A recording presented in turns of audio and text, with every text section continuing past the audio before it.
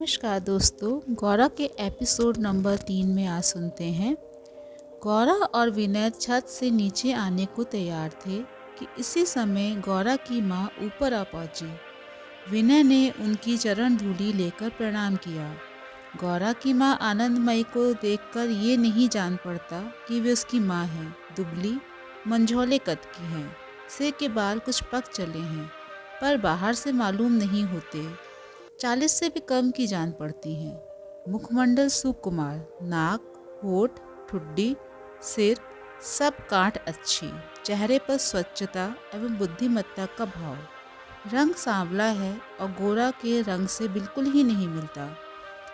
साड़ी के साथ शमीज पहनती हैं, जिसे उस जमाने में किस्तानी पहनावा कहा जाता था।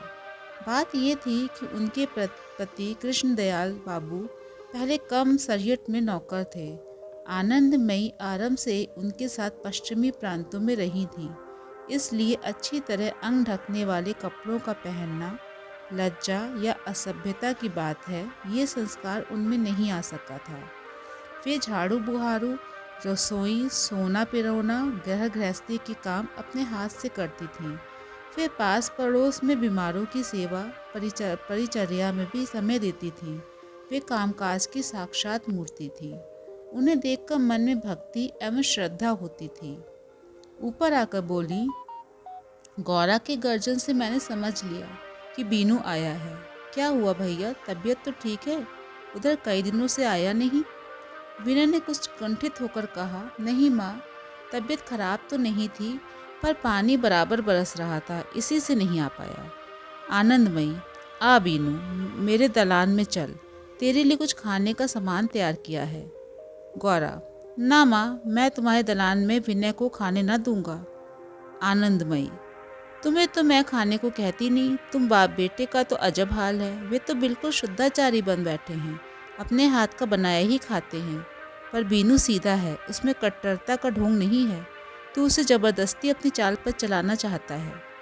गौरा, चलाना ही पड़ेगा। जब तक तुम दासी लक्ष्मिया को, जो ईसाई हो गई थी, अपने यहाँ रखोगी, तब तक तुम्हारे दलान में मैं या विनय कोई न खाएगा।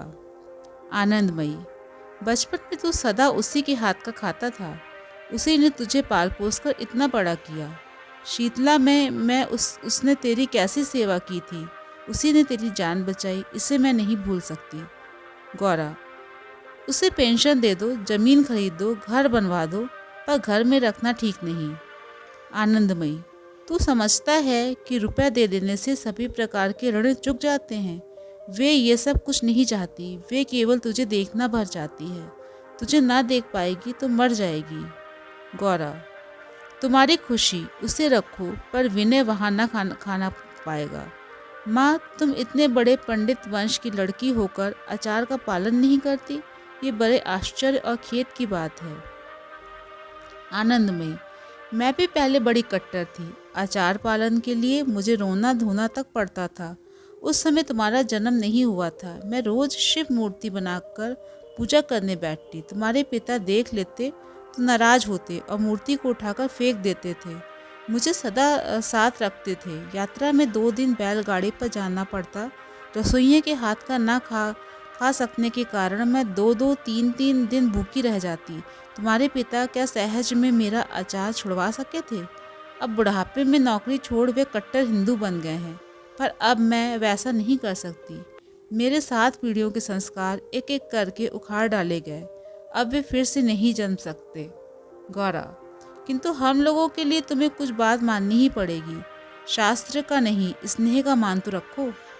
आनंदमयी, बेटा, अपने मन की दशा मैं ही जानती हूँ। मेरे स्वामी और पुत्र मेरे आचरण से दुखी हों तो मुझे सुख काहेगा, पर तू नहीं जानता कि तुझे गोद में लेने के दिन से ही मैंने सब आचार विचार का त्याग किया है। बच्चे को गोद में लेने पर ही समझ में आता है कि पृथ्वी पर कोई जाति लेकर पैदा नहीं होता। तुझे गोद में लेते ही मुझे निश्चय हो गया कि यदि मैं किसी को क्रिस्तान या नीच समझकर घृणा करूँगी तो ईश्वर तुझे मेरी गोद से छीन लेंगे।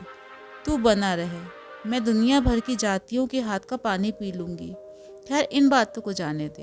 तो फिर विनय मेरे यहाँ नहीं खाएगा? गौरा, अरे वे तो खाने को दौड़ा जाए, पर मैं उसे नहीं खाने दूंगा। वे ब्राह्मण बालक है, उसे बहुत कुछ त्याग करना पड़ेगा, तभी ब्राह्मण जन्म के गौरव की रक्षा कर सकेगा। परंतु माँ, तुम बुरा न मानना। आनंदमयी, तू मेरी संतान है, कुछ भी कहे मैं बुरा ना मानूंगी। मैं जानती हूँ कि तू जो कुछ कह रहा है अज्ञानवश कह रहा है। तुझे पाल पोस कर इतना बड़ा किया, खैर इसे जाने दे। तू मेरे हाथ का ना खाएगा? ना सही, तुझे मैं आंखों के आगे तो रख सकूंगी, इतना ही मेरे लिए बहुत है। भैया विनय, तुम दुख ना करना, किसी दिन शुद्ध ब्राह्मण के हाथ से रसोई बनवाकर तुम्हें खिलवा दूंगी, पर मैं लक्ष्मिया को नहीं छोड़ सकती। इतना कहकर वे चली गई। विनय, गौरा, ये तुम्हारी ज्यादती है, तुम भूल जाते हो कि वे माँ है तुम्हारी। गौरा, बिल्कुल ज्यादती नहीं, जहाँ जिसकी सीमा है उसे उसी के भीतर रखकर मैं चलना चाहता हूँ। मैं जानता हूँ कि मेरी माँ जैसी माएँ बहुत कम होंगी, पर आज सदाचार को मानना छोड़ दूँ तो कल माँ को भी न मान सकूँगा। हृदय अच्छी चीज़ है, पर सबके ऊपर नहीं है। मत की दृष्टि से जैसे कोई बात सुन ली जाती है, मनुष्य के ऊपर उसका प्रयोग करते समय वे दृढ़ भाव नहीं रहता। कम से कम विनय के निकट तो नहीं रहता। उसकी हृदय प्रवृत्ति प्रबल है। विवाद के समय वे एक मत को मान लेता है, परंतु व्यवहार में मनुष्य को उससे अधिक माने बिना नहीं रह सकता। गौरा को कितनी बातों को मत की दृष्टि से और कितनी को उसके प्रति अपने प्रेम के कारण उसने मान लिया, ये कहना कठिन है। गौरा के घर से अपने डेरे पर लौटते समय मत और मनुष्य का द्वंद्व उसके हृदय में मचा हुआ है। दोनों में कौन प्रबल है, इसका निर्णय वे ना कर सका। आज के ज़माने के प्रकट एवं गुप्त आघातों से समाज आत्मरक्षा करना चाहे तो उसे छुआछूत एवं खान पान में विशेष सावधानी करनी होगी। गौरा के इस मत को विनय ने सहज ही स्वीकार कर लिया था। शत्रु के आक्रमण के समय किले की हर गली, फाटक, खिड़की बंद करके ही उसकी रक्षा की जा सकती है। इस प्रकार के तर्क से उसने कितनों को ही अपनी बात समझाई थी, किंतु आज गौरा ने तो आनंदमय के घर खाने ना दिया। उससे उसे बड़ी चोट लगी और वेदना उसके हृदय को मथ रही थी। विनय के माता पिता दोनों ही ना थे, चाचा गांव में ना थे। बचपन से ही विनय अकेला रहकर कलकत्ता में पढ़ता लिखता आया है। गौरा की मित्रता के बाद से वे आनंदमयी को ही अपनी माँ समझता रहा, उनसे प्रेमवश लड़ता रहा, झगड़ा करके उनके हाथ का प्रसाद ग्रहण करता रहा है। 2-4 दिन विनय के न आने पर आनंदमयी उद्विग्न हो उठती थी। उसे बिठाकर खिलाने में उन्हें हार्दिक आनंद होता था। वही विनय सामाजिक बंधन के कारण आनंदमयी के घर न खाएगा। वे विडंबना दोनों के में से एक को भी सहन न होगी। अब से माँ कुलीन ब्राह्मण की रसोई मुझे खिलाएगी, अपने हाथ से ना परोसेगी, ये कैसी मर्म बेदी बातें हैं। घर लौटकर विनय ने दिया सलाई से दीप जलाया। सारा घर सूना है, कोई आदमी नहीं है। चारों ओर कागज पत्र बिखरे पड़े हैं। मानवीय देह के अभाव ने में आज उसके हृदय को झकझोर दिया है। देशोद्धार एवं समाज रक्षा की अपेक्षा उस दिन सावन के प्रभात में सुने हुए अनोखे पक्षी वाले गीत की याद उसे अधिक आ रही है, परंतु उसे वे बरबस अपने मन से दूर कर देता है। गौरा ने जो उसे आनंदमय के घर जाकर खाना खाने से रोक दिया है, उसके कारण उस घर की शोभा उसके हृदय पर और भी जोरों से अंकित हो गई है। उस घर का मध्य भाग कैसे लिपा पुता साफ सुथरा है। तख्त पर हंस के परों की तरह स्वच्छ बिछौना है। पास के स्कूल पर रैंडी के तेल का दीपक जल रहा है और माँ अनेक रंग के सूत लेकर किसी कपड़े पर बेल बूटे काढ़ रही है। लक्ष्मिया फर्श पर बैठी टेढ़े मेढ़े उच्चारण करती हुई कोई पुस्तक पढ़ रही है। माँ के चिंतित मुख की कल्पना कर विनय ने मन में कहा, इस मुख की निर्मल छवि मन के समस्त भ्रमों विपक्षों से मेरी रक्षा करे। यही मुख मेरी मातृभूमि का प्रतिमा रूप हो, मुझे कर्तव्य में दृढ़ रखे। फिर उन्हें मन में माँ पुकार कर कहा कि तुम्हारे हाथ अमृत रूप से अन्न मेरे लिए ग्राह्य नहीं है, इससे मैं किसी शास्त्र प्रमाण से भी स्वीकार न करूँगा। सूने घर में रहना विनय के लिए असह्य हो गया था, इसलिए वे छाता लेकर घर से निकल पड़ा। एकाएक याद आया कि आज रविवार है, ब्रह्म सभा में केशव बाबू का व्याख्यान सुनाए। वे तेजी से चलकर सभा स्थल पर पहुंचा। देखा कार्यक्रम समाप्त हो गया है। सभी लोग बाहर निकल रहे हैं, उसमें परेश बाबू भी हैं। उनके साथ के आदमियों में केवल यौवनोमेश से भरा एक मुख उसने क्षण भर के लिए देखा। फिर वे लोग गाड़ी पर बैठकर चले गए। विनय घूमते फिरते गौरा के पास जा पहुंचा, जो बत्ती जलाकर कुछ लिखने बैठा था। गौरा, आओ विनय, हवा किधर की चल रही है? विनय, गौरा, मैं तुमसे एक बात पूछता हूँ। भारतवर्ष क्या तुम्हारे निकट खूब सत्य और स्पष्ट है? तुम तो दिन रात उससे मन में रखते हो, पर किस तरह से मन में रखते हो? गौरा, जहाज का कप्तान यात्रा में जैसे खाते पीते काम और विश्राम में समुद्र पार के बंदरगाह को ही अपने मन में ध्यान में रखता है, वैसे ही मैं भी भारत का ध्यान रखता हूँ। विनय, तुम्हारा वे भारतवर्ष कहाँ है? गौरव ने अपनी छाती पर हाथ रखकर कहा, मेरे यहाँ के दिग्दर्शक यंत्र का कांटा जहाँ घूम रहा है, वहीं तुम्हारे मार्शमैन में के भारत का इतिहास में नहीं। विनय, तुम्हारे कांटे की ओर क्या कुछ है?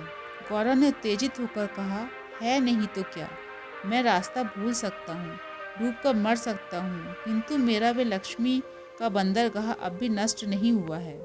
मेरा भारत धन, ज्ञान और धर्म से परिपूर्ण था, वे अब कहीं भी नहीं है चारों ओर का ये मिथ्या आडंबर, ये तुम्हारा कलकत्ता नगर, ये ऑफिस, ये अदालतें, ये ईंट काट के बने बुदबुद। छी, हम लोग जहाँ पढ़ते हैं नौकरी की आशा में घूमते हैं, भूतों की तरह काम करते हैं, उस जादूगरी वाले झूठे भारतवर्ष को ही असली मान भूले रहते हैं। जो सच्चा भारतवर्ष है, अन्न धन से परिपूर्ण है, उसको हम पाए बिना सुखी ना हो सकेंगे। इसी से कहता हूँ कि पुस्तकी विद्या, उपाधि का मोह, प्रलोभन, इन सबको दूर फेंककर उसी बंदर की ओर जहाज ले जाना होगा। तूफान में जहाज डूबा तो हम उसके साथ डूब मरेंगे या फिर किनारे लगेंगे। विनय, और जो लोग तुम्हारी तरह भारतवर्ष को नहीं देखते? गौरा, उन्हें दिखा देना होगा, यही हमारा काम है। सत्य का प्रत्यक्ष चित्र देखे बिना लोग उसके प्रति आत्मार्पण कैसे करेंगे? भारत का पूरा चित्र लोगों के सामने रख दो, लोग उसे देखते ही पागल हो जाएंगे। विनय, मुझे संसार के और 10 आदमियों की तरह बहते हुए चले जाने दो, या मुझे भारत की वे असली मूर्ति दिखाओ। गौरा, उसके लिए साधना करो, मन में विश्वास होगा तो उस कठोर साधना में ही सुख पाओगे। हमारे शौकीन देशभक्तों में सच्चा विश्वास बिल्कुल नहीं है, इसीलिए वे अपने पराये किसी के निकट जोर के साथ कोई दावा नहीं कर सकते। उनमें लाट साहब के चपरासी की चमचमाती चापलूसी से अधिक कुछ मांगने का साहस नहीं है। विनय, तुम मुझे दिन रात एक काम में लगा दो, नहीं तो जब तक तुम्हारे पास रहता हूँ तब तक लगता है कि कोई चीज़ मैंने पाई, पर जब तुमसे दूर हट जाता हूँ तब मुझे कोई ऐसी चीज़ नहीं मिलती जिसे पकड़ कर रह सकूँ। गौरा, काम इस समय हमारा एकमात्र काम यही है कि जो कुछ स्वदेश का है उसी के प्रति सच्ची श्रद्धा का अविश्वासियों के मन में संचार कर दें। देश के बारे में लज्जा करके हमने अपने मन को दास्ता के विष से दुर्बल कर डाला है, इसका प्रतिकार करना होगा, अन्यथा झूठे कामों से हम अपने को और दीन बना लेंगे।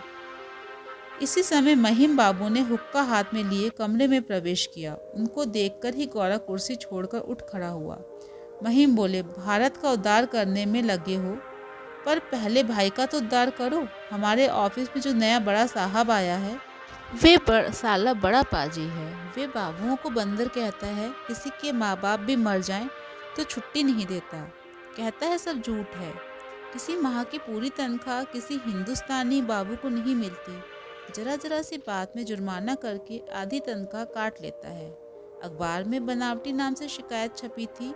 साले का विश्वास है कि मेरा ही काम है, इसलिए जब तक उसका प्रतिवाद मैं अपने नाम से नहीं छपवाता मुझे टिकने न देगा। इसलिए मन लगाकर तुम दोनों एक चिट्ठी लिख दो, उसमें इसकी शुद्ध न्याय, अटूट उदारता, कृपापूर्ण शिष्टता की खूब तारीफ करनी होगी। तो दोस्तों, इस प्रकार गौरव उपन्यास का 3रा एपिसोड समाप्त होता है। मैं आपके समक्ष जल्दी 4था एपिसोड लेकर के आऊँगी। नमस्कार।